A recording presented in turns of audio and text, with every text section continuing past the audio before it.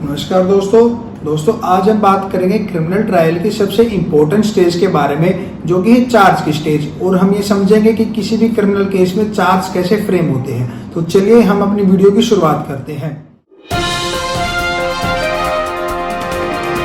दोस्तों, criminal case की शुरुआत कंप्लेनांट की कंप्लेंट से होती है। कोई भी व्यक्ति पुलिस में जाके कंप्लेंट करता है, उसके साथ कोई भी अगर ऑफेंस या घटना व्यक्त होती है, जैसे अगर किसी के घर में कोई चोरी हो गई या किसी के शादी का मर्डर हो गया, तो उसकी वो रिपोर्ट या सूचना पुलिस को देता है।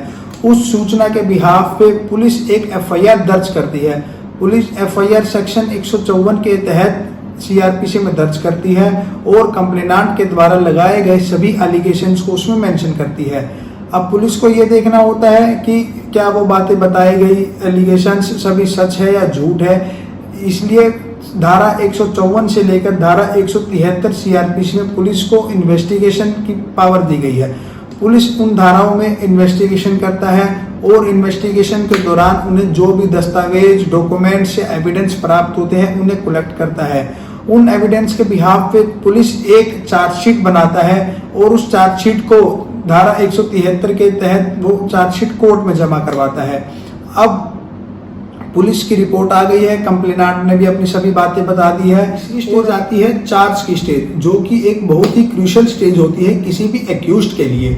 अब यहाँ पे कोर्ट को ये देखना होता है कि वाकई में इस एक्यूज्ड के खिलाफ एक ऑफेंस बनता है या चार्ज बनता है या नहीं बनता। अगर बनता है तो किन सेक्शंस में बनता है और नहीं बनता है तो क्यों नहीं बनता है।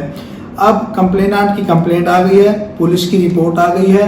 उन रिपोर्ट के बिहाफ पे कोर्ट को ये एग्जामाइन करना होगा कि किसकी बात सही है और किसकी बात गलत है और किन सेक्शंस में अपराध बनता है, जिसे हम फ्रेमिंग ऑफ चार्ज कहते हैं।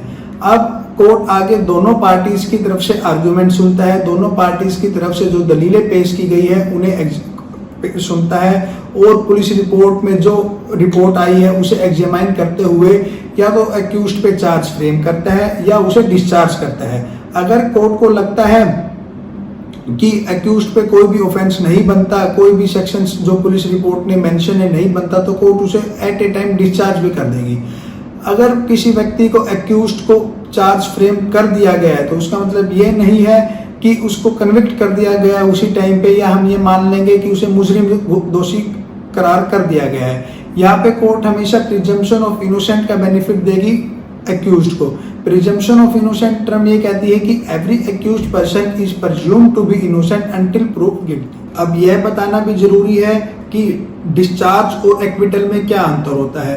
कोर्ट हमेशा डिस्चार्ज एक्यूज्ड को चार्ज की स्टेज पे करती है और बिना किसी एविडेंस के करती है। कोर्ट हमेशा डिस्चार्ज पुलिस रिपोर्ट के अनुसार करती है। जो रिपोर्ट आई है उसको देखते हुए अगर कोर्ट को लगता है कि एक्यूज्ड के खिलाफ कोई भी एविडेंस नहीं है, एक्यूज्ड के खिलाफ कोई भी ऑफेंस नहीं बनता, तो कोर्ट उसे एट ए टाइम डिस्चार्ज कर देगी। परंतु एक्विटल हमेशा एविडेंस के बाद होता है, जहां पे एविडेंस रिकॉर्ड किए जाते हैं, दोनों पार्टीज की प्रॉपर आर्गुमेंट्स हो जाती है और फिर कोर्ट को लगता है कि इस पे कोई ऑफेंस नहीं बनता तो कोर्ट उसे फिर एक्विट कर देती है। अगर कोर्ट किसी एक्यूज्ड को एक्विट कर देती है तो कोर्ट उस एक्यूज्ड को उसी केस में फिर से इंडल्ज नहीं कर सकती है। तो दोस्तों, आप हमारे इस वीडियो के माध्यम से समझ गए होंगे कि चार्ज की स्टेज कितनी इंपॉर्टेंट है और ये भी समझ गए होंगे कि कैसे चार्ज फ्रेम किए जाते हैं। Thank you.